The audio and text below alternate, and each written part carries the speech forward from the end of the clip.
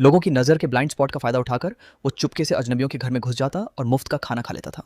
घर के मालिक को हमेशा लगता था कि घर में कोई और है, लेकिन जैसे ही वो पीछे मुड़कर देखता, वो तुरंत अपनी जगह बदल लेता और खाना खाने लगता। यहाँ तक कि वो घर की मालकिन से भी नज़रें मिला लेता था, लेकिन किसी को नहीं पता था कि उसने ये अदृश्य होने की तकनीक जेल में सीखी थी। जब जो गार्ड चक्कर लगाने आता, वो सबसे छिपे हुए कोने में जाकर खड़ा हो जाता। उसे पता था कि इंसान की नज़र सिर्फ 180 डिग्री तक देख सकती है, इसलिए वो उस दायरे से बाहर रहकर गार्ड की नज़रों से बचने की कोशिश करता। लेकिन जैसे ही गार्ड सेल के अंदर आता, वो उसे तुरंत देख लेता। उसे लगा कि वो उसका मजाक उड़ा रहा है, इसलिए उसने उसे थप्पड़ मार दिया। फिर भी उसने हार नहीं मानी। उसे लगा कि उसकी थ्योरी सही है। अब उसने दीवार से चिपक कर खड़े होने की प्रैक्टिस शुरू कर दी। अगले दिन गार्ड आया तो वो फिर गायब हो गया, लेकिन पीछे मुड़ते ही गार्ड ने उसे दीवार से चिपका हुआ देख लिया। गार्ड ने गुस्से में उसकी फिर जमकर पिटाई कर दी।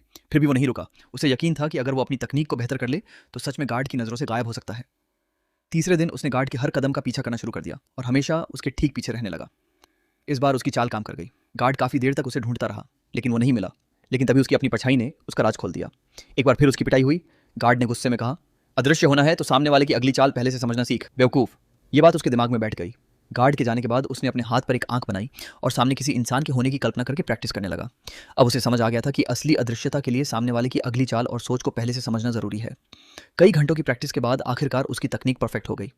अगली बार गार्ड जांच करने आया तो उसने एक ही बार में उसे गिराकर सेल से बाहर फेंक दिया। गार्ड इतना डर गया कि उसने दोबारा उससे पंगा नहीं लिया और जल्दी से दरवाजा बंद कर दिया। अब साफ था कि उसने अदृश्य होने की कला पूरी तरह सीख ली थी। कुछ महीनों बाद आखिरकार वो दिन आया जब वो जेल से बाहर निकल गया। लोगों की नज़र के ब्लाइंड स्पॉट का फ़ायदा उठाकर वो चुपके से अजनबियों के घर में घुस जाता और मुफ्त का खाना खा लेता था। घर के मालिक को हमेशा लगता था कि घर में कोई और है, लेकिन जैसे ही वो पीछे मुड़कर देखता, वो तुरंत अपनी जगह बदल लेता और खाना खाने लगता। यहाँ तक कि वो घर की मालकिन से भी नज़रें मिला लेता था, लेकिन किसी को नहीं पता था कि उसने ये अदृश्य होने की तकनीक जेल में सीखी थी। जब जो गार्ड चक्कर लगाने आता, वो सबसे छिपे हुए कोने में जाकर खड़ा हो जाता। उसे पता था कि इंसान की नज़र सिर्फ 180 डिग्री तक देख सकती है, इसलिए वो उस दायरे से बाहर रहकर गार्ड की नज़रों से बचने की कोशिश करता। लेकिन जैसे ही गार्ड सेल के अंदर आता, वो उसे तुरंत देख लेता। उसे लगा कि वो उसका मजाक उड़ा रहा है, इसलिए उसने उसे थप्पड़ मार दिया। फिर भी उसने हार नहीं मानी। उसे लगा कि उसकी थ्योरी सही है। अब उसने दीवार से चिपक कर खड़े होने की प्रैक्टिस शुरू कर दी।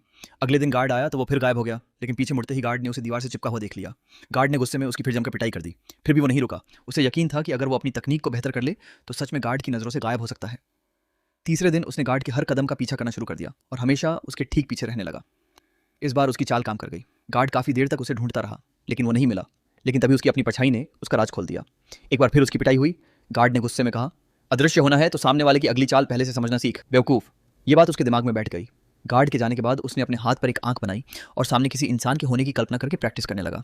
अब उसे समझ आ गया था कि असली अदृश्यता के लिए सामने वाले की अगली चाल और सोच को पहले से समझना ज़रूरी है। कई घंटों की प्रैक्टिस के बाद आखिरकार उसकी तकनीक परफेक्ट हो गई।